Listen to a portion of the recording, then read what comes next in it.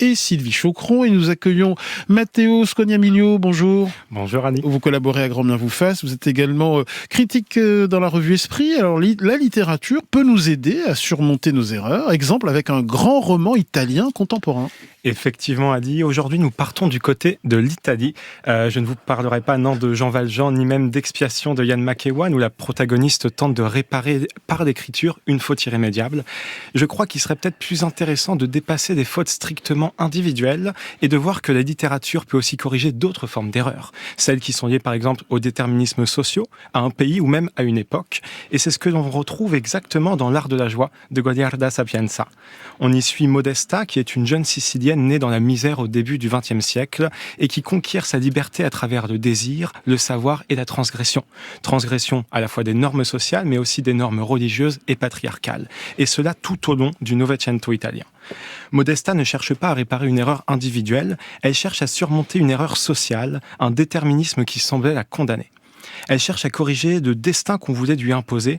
Et au fond, pour elle, la transgression devient une autre forme de réparation.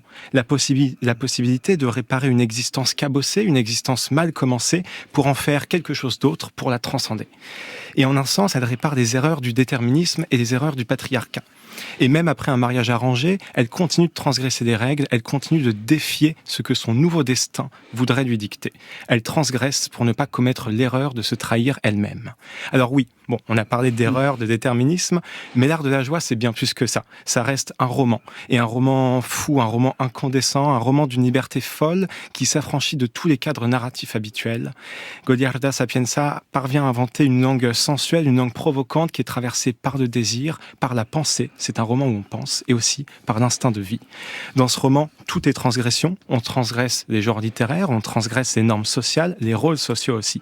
Modesta ne se contente pas de vivre, elle se réécrit sans cesse et elle échappe à toute assignation. C'est un roman qui ose et qui nous rappelle que la littérature peut être un espace radical d'émancipation et de liberté. Mais en y réfléchissant, il y a bien une erreur en fait. Une erreur intrinsèque à L'Art de la joie, et c'est une erreur qui est éditoriale.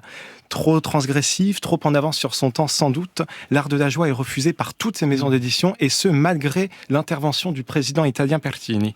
Ce chef-d'œuvre ne paraîtra qu'après la mort de Goliarda Sapienza, et en France. Preuve finalement que la littérature finit parfois par rendre justice et à réparer des erreurs.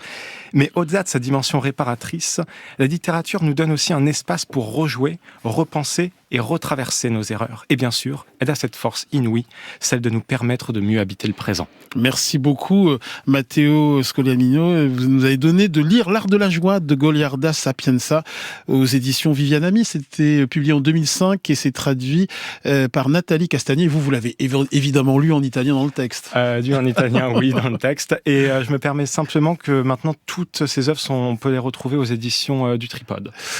Qui veut réagir sur Charles Pépin, sur les vertus de la littérature, parfois pour réparer nos erreurs? Ouais, là, c'est dur quand même, parce que c'est réparation post-mortem. Oui. Et c'est vrai que c'est très, très belle chronique, bravo.